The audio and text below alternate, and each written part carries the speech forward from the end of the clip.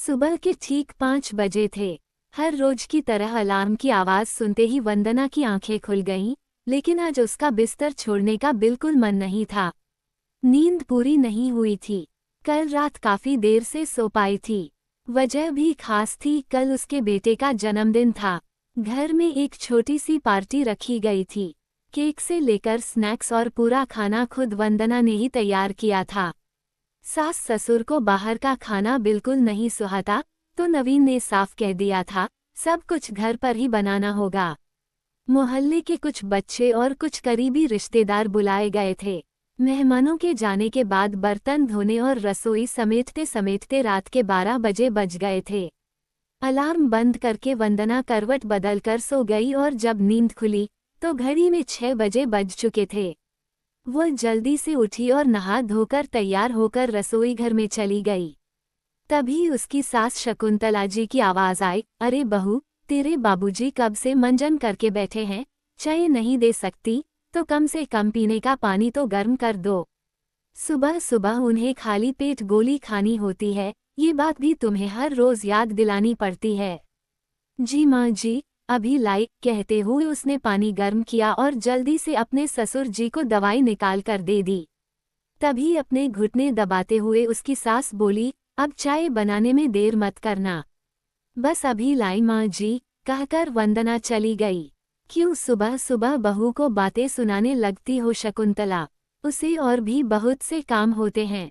बेचारी सुबह से उठती है और काम करने लगती है, और तुम हो कि ताने सुनाने से भी बाज नहीं आती। वंदना के ससुर दीनदयाल जी बोले तो शकुंतला जी मुंह बनाने लगी।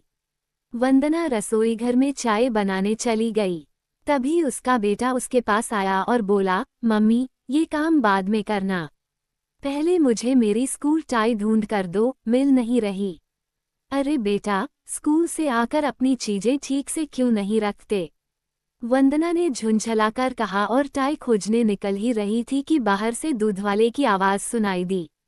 जल्दी से बेटे के हाथ में टाई थमाई और भगोना लेकर दूध लेने दौड़ी।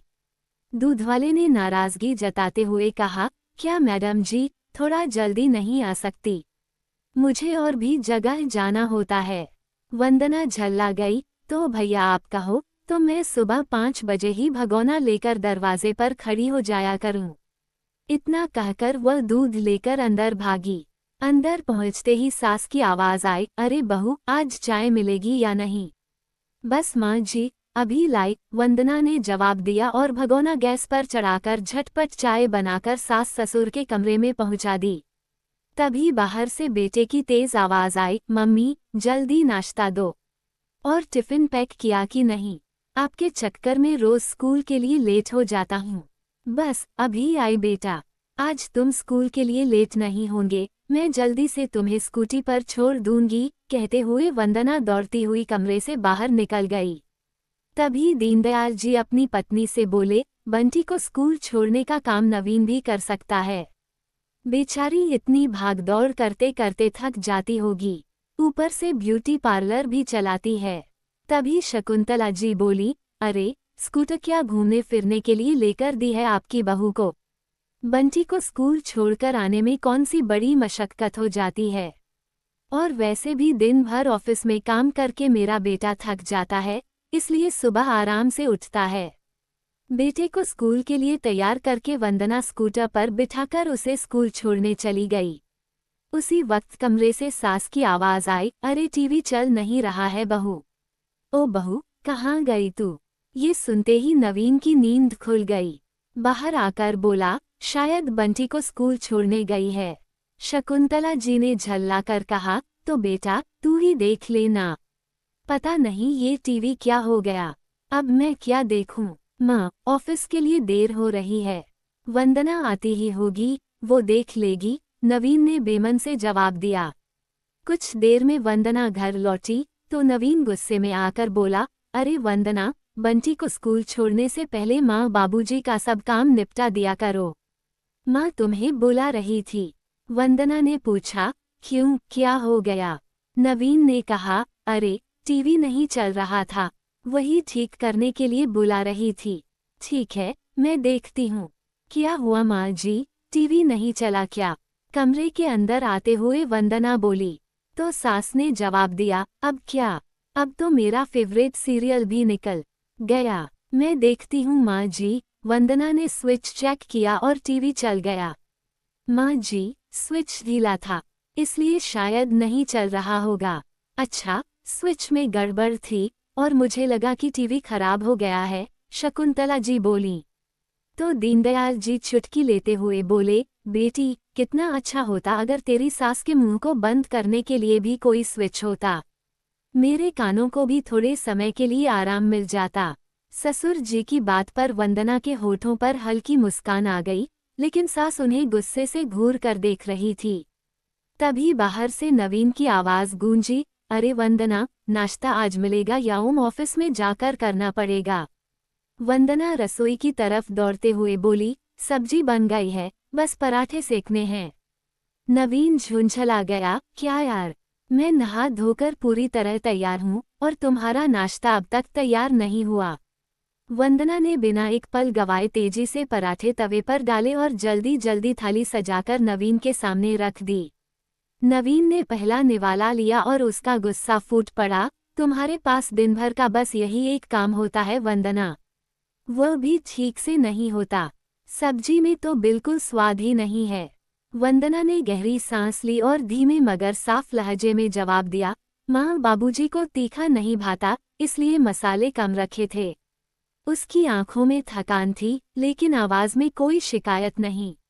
रहने दो तुम, मैं ऑफिस जाकर खाना खा लूंगा। ऐसा कहते हुए नवीन खाने की मेज से उठ गया और बिना खाना खाए ऑफिस चला गया। सास ससुर का नाश्ता निपटाकर वंदना ने कपड़े धोने की मशीन लगा दी और कपड़े धोकर सुखाने के लिए छत पर चली गई। उसे छत पर देखकर उसकी पड़ोसन भी ऊपर आ गई और बोली, वंदना, शोरूम पर सेल लगी है, चल कपड़े खरीद कर लाते हैं। अभी यह बात चल ही रही थी कि शकुंतला जी की आवाज आई, बहू, ओ बहू, यहाँ तो आना जरा। सास की आवाज सुनकर वंदना ने पड़ोसन से कहा, आज तो बाजार जाना नहीं हो पाएगा, घर पर भी काम है और शादियों का सीजन चल रहा है ना, तो ब्यूटी पार्लर में भी कोई न कोई कस्टमर आया रहता है। कपड़े सुखाकर वंदना नीचे लौटी तो शकुंतला जी बोली, बहू, घुटनों में बहुत दर्द हो रहा है, कोई मरहम तो लगा देना। वंदना जल्दी से गई और मरहम ले आई। सास के घुटनों पर मरहम लगाते हुए घड़ी की तरफ नजर पड़ी तो बंटी के आने का समय भी हो गया था। स्कूल से आते वक्त वंदना के पीछे स्कूटर पर बैठे हुए बंटी ने कहा, मम्मी, कल साइंस और गणित का टेस्ट है, तो आज प्लीज मेरी तैयारी करवा देना। ठीक है बेटा, घर पहुंचकर यूनिफॉर्म बदलकर खाना खा लेना, मैं तुम्हारी तैयारी करवा दूंगी। घर पहुंचकर वंदना ने बंटी को खाना दिया तो बंटी बोला, मम्मी, मुझे ये सब्जी पसंद नहीं, मेरे लिए पाव भाजी बना दो। अरे क्या खराबी है इस सब्जी में, कल ही तो तुम्हारे कहने पर घर पर सांभर डोसा बनाया था, अब हर रोज तो तुम्हारे लिए तरह तरह की चीजें नहीं बना सकती ना। माँ की बात सुनकर बंटी बुझे मन से अपने कमरे में चला गया और पापा को फोन करके बाजार से पाव भाजी लाने को बोल दिया। थोड़ी देर में उसके ब्यूटी पार्लर में कस्टमर भी आ गए तो वंदना उनकी थ्रेडिंग और वैक्सिंग करने में व्यस्त हो गई। तभी उसके मोबाइल की घंटी बज उठी। नवीन का फोन था। फोन उठाते ही नवीन ने कहा, क्या वंदना, बंटी बार बार बाहर की पाव भाजी खाने की जिद कर रहा है, तुम घर पर ही तो होती हो पूरे दिन, कम से कम बच्चे की पसंद की चीजें तो बना लिया करो। फिर एक पल रुका और बोला, और हाँ, आज शाम को मेरे कुछ दोस्त आ रहे हैं, तो उनके लिए कुछ अच्छा सा स्नैक्स तैयार रखना। उसने फरमान सुनाया और बिना कुछ सुने फोन काट दिया। वंदना ने जल्दी जल्दी बाकी काम निपटा दिए और शाम की तैयारियों में जुट गई। नवीन और उसके दोस्तों के आने से पहले ही उसने समोसे और पकोड़े बनाने की तैयारी कर ली। सब लोग आपस में हंसी ठिठोली और बातों में व्यस्त थे। बीच में नवीन ने हल्की मुस्कान के साथ कहा, भाई, हालात ऐसे हैं, आजकल की महंगाई से कमाई आगे निकल गई है, खर्चे संभालना मुश्किल हो गया है। उसी समय वंदना चाय के साथ कुरकुरे पकोड़े और गरम गरम समोसे लेकर अंदर आई तो नवीन का एक दोस्त बोला, कुछ भी मत बोल यार, भाभी जी भी तो घर खर्चे में मदद करती होंगी। ब्यूटी पार्लर में भी अच्छी कमाई हो जाती होगी। क्या खाक मदद करती है ये। अपर लिप्स और आईब्रो बनाने से अगर खर्च चलने लगा तो हो गया काम हमारा, नवीन ने कहा। पति की यह बात सुनते ही वंदना का कलेजा ढाक से रह गया। उसे ऐसा लगा जैसे किसी ने उसके आत्मसम्मान की धज्जियां उड़ा दी हों। अरे वंदना, कुछ पकोड़े तो और ले आना, कहते हुए नवीन फिर से अपने दोस्तों के साथ बातचीत करने लगा। अपने आंसुओं को बड़ी मुश्किल से छिपाकर वह रसोई में जाकर पकोड़े लेकर आए और सबको सर्व करने लगी। फिर वापस रसोई घर में आकर सब्जी बनाने लगी। उसकी आंखों से लगातार आंसू बह रहे थे। उसी समय कुकर की सीटी बजी तो वंदना खुद से ही बोल उठी, मुझसे तो ये प्रेशर कुकर ही अच्छा है, कम से कम गुबार भर जाने पर उसे निकाल तो देता है। उधर कमरे में शकुंतला जी बड़बड़ाने लगी, जाने ये बहू कहाँ रह गई। मुझे दवाई खानी है और पानी की बोतल भी खाली है। दीनदयाल जी बोले, सुबह से बेचारी काम करने में लगी है, अब मेहमान भी आ गए हैं। बोतल तो तुम खुद भी भर सकती हो। शकुंतला, हाँ, आपको तो वह बेचारी ही लगती है। यहाँ मेरी टांग में दर्द हो रहा है, उसका क्या। शकुंतला जी ने झल्लाकर कहा, अरे गुस्सा क्यों होती हो, तुम्हें पानी पीना है तो मैं ले आता हूँ। कहते हुए दीनदयाल जी पानी लेने के लिए रसोई घर में गए तो वहां वंदना को आंसू बहाते हुए देखा।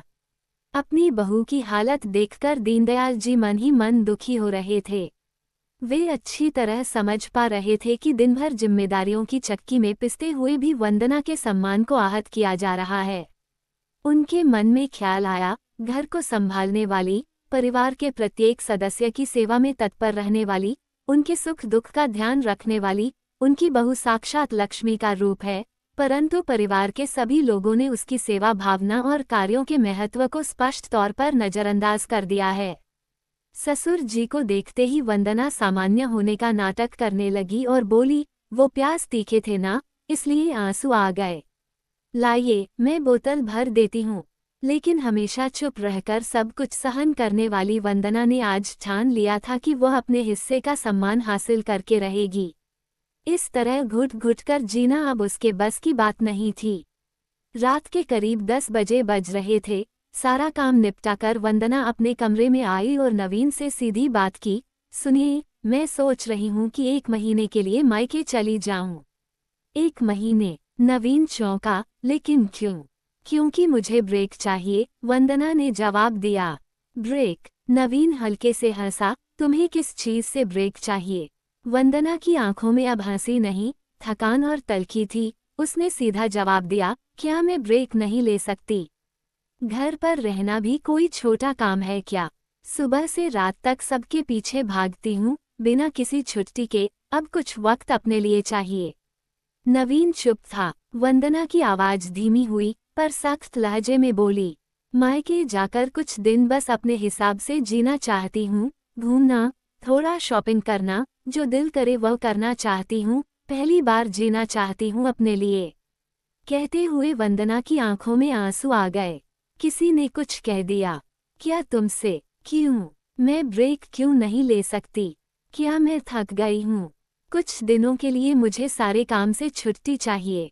सुबह से शाम तक काम करती हूँ, सबके आराम का ध्यान रखती हूँ, कोई पलट कर ये तक नहीं पूछता कि तुमने खाना खाया या नहीं, आराम किया या नहीं। आज मैं ब्रेक की बात कर रही हूँ तो आप मुझसे सवाल पर सवाल कर रहे हैं। वंदना का गुस्सा फूट पड़ा। अरे, लेकिन घूमने फिरने और शॉपिंग के लिए तुम्हें कम से कम 15,000 से 20,000 तो चाहिए होंगे, लेकिन मेरे पास इतने पैसे नहीं हैं। पैसे नहीं चाहिए मुझे। अपर लिप्स, आईब्रो करके, चाहे आपके घर का खर्च ना निकाल सकूं, लेकिन इतने पैसे हो गए हैं मेरे पास कि मुझे आपके सामने हाथ ना फैलाने पड़े। अरे तुम उस बात पर नाराज हो? मैंने तो मजाक में कह दिया था, लेकिन मैं मजाक नहीं कर रही और यह बात मजाक की है भी नहीं। वंदना गुस्से से बोली और करवट बदल कर सो गई। अगले दिन सुबह जब वंदना रसोई घर में नाश्ता बना रही थी तो नवीन उसके पास आया और बोला, नाश्ता बहुत अच्छा बनाया है वंदना। लेकिन वंदना कुछ नहीं बोली। फिर झिझकते हुए नवीन बोला, वो वंदना जो कल रात को तुम बात कर रही थी।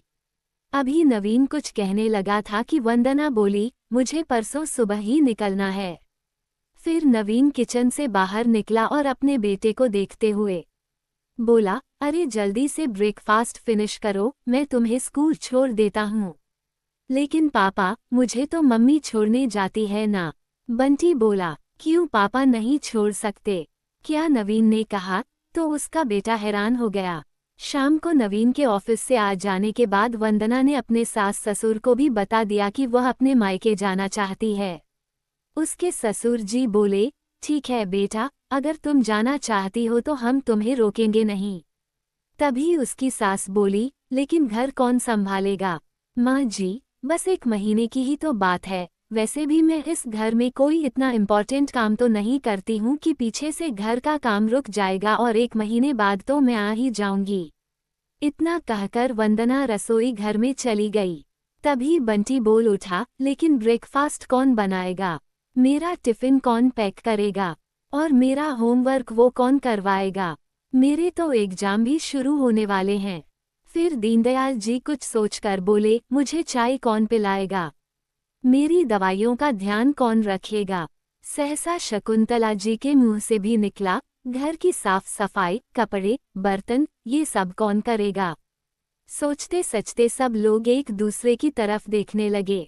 अगली सुबह हुई तो वंदना हमेशा की तरह काम में व्यस्त थी और घर के बाकी सब लोग हॉल में बैठे थे।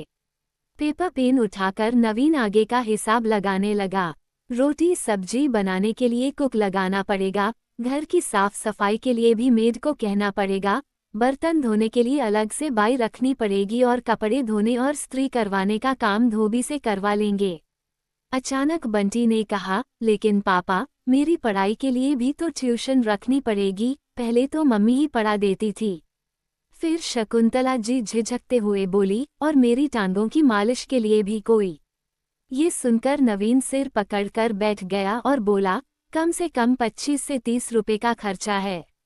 दीनदयाल जी बोले, बेटा, ये पैसे तुम्हारी आधी सैलरी के बराबर हैं और हमारी बहू पूरे महीने में इतने पैसे बचा लेती है और ब्यूटी पार्लर से कमाती है वो अलग। ये बात सुनकर नवीन को आत्मग्लानि का एहसास होने लगा। वह वंदना के पास आया और बोला, हम सबकी तरफ से मैं तुमसे माफ़ी मांगना चाहता हूँ। मुझे कोई एहसास ही नहीं था कि तुम हम सबके लिए इतना कुछ करती हो। मुझे तो लगता था कि इस घर को सिर्फ मैं चलाता हूँ, लेकिन सच्चाई तो यही है कि तुम्हारे बिना इस घर का एक तिनका भी नहीं हिल सकता। लेकिन मैं तुम्हें जाने से रोकूंगा नहीं, पहले ही हम लोग तुम्हारे साथ बहुत ज़्यादा अन्याय कर चुके हैं, अब तुम जैसा चाहती हो वैसा ही होगा। काम निपटा कर वंदना अपनी सास के कमरे में गई और कौन सी दवाई कब खानी है, उन्हें सब कुछ समझा दिया। रात तक उसने अपना बैग भी पैक कर लिया था। सुबह बंटी को तैयार करने के बाद वंदना जब बस स्टैंड जाने के लिए ऑटो में बैठने लगी, तो सब लोगों का दिल भर आया, क्योंकि वंदना पहले जब भी मायके जाती थी तो केवल 1 या 2 दिनों के लिए ही जाती थी। अब 1 महीना वंदना के बिना घर कैसे चलेगा, ये सोचकर सब परेशान थे। सब लोग अपना ख्याल रखिएगा, ऐसा कहते हुए वंदना ऑटो में बैठकर चली गई। नाश्ता बनाने के लिए शकुंतला जी रसोई घर में गई तो पसीने पसीने हो गई। बंटी को स्कूल जाना था और नवीन को, इसलिए पहले नाश्ता तैयार करके उन्हें दिया। लेकिन वंदना के बिना ना तो बंटी को खाने की भूख थी और ना ही नवीन को। खाना अधूरा छोड़कर वे दोनों खाने की मेज से उठ गए। दीनदयाल जी ने भी उदासी भरे स्वर में खाना खाने से मना कर दिया। सब लोगों को वंदना के बिना घर काटने को दौड़ रहा था। सब लोगों के होते हुए भी घर में एक सूनापन फैल गया था। चलो बंटी, तुम्हें स्कूल छोड़ देता हूँ, कहते हुए नवीन ने जैसे ही दरवाजा खोला तो देखकर हैरान हो गया, उसके सामने वंदना खड़ी थी। तुम वापस आ गई, कहते हुए नवीन की आंखें भर आई। तो वंदना बोली, कोशिश तो मैंने बहुत की थी कि कुछ दिन आप लोगों के बिना रह लूं, लेकिन जा ही नहीं पाई। ये बात सुनते ही नवीन के चेहरे पर मुस्कान दौड़ गई और वंदना का सामान उठाकर अंदर ले आया। उसे देखते ही सबके चेहरे खुशी से खिल उठे।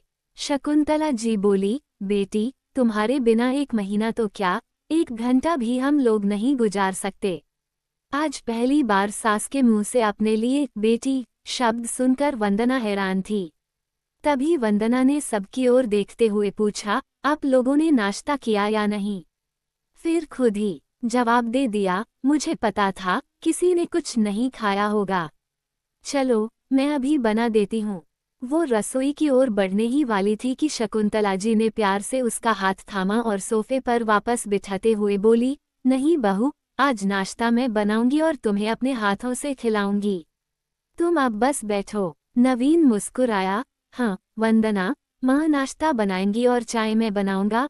बंटी भी खुशी से बोला, और खाना मैं सर्व करूंगा। वंदना थोड़ी चौंकी, अरे लेकिन आपको तो ऑफिस जाना था और बंटी को स्कूल। नवीन ने मुस्कुराते हुए कहा, जी नहीं, आज नहीं, मेरी जीवन संगिनी के लौट आने की खुशी में आज पूरा दिन घर पर रहकर तुम्हारी सेवा करेंगे। बंटी उछल पड़ा, हाँ मम्मी, आज कोई स्कूल नहीं। घर में एक अलग ही रौनक थी, सबके चेहरे पर मुस्कान, दिलों में अपनापन। उसी पल ये सब देखकर वंदना के पास बैठे दीनदयाल जी बोले, देखा बेटी, मेरा आइडिया काम कर गया। ना सिर्फ 2 दिन में सबकी अक्ल ठिकाने आ गई।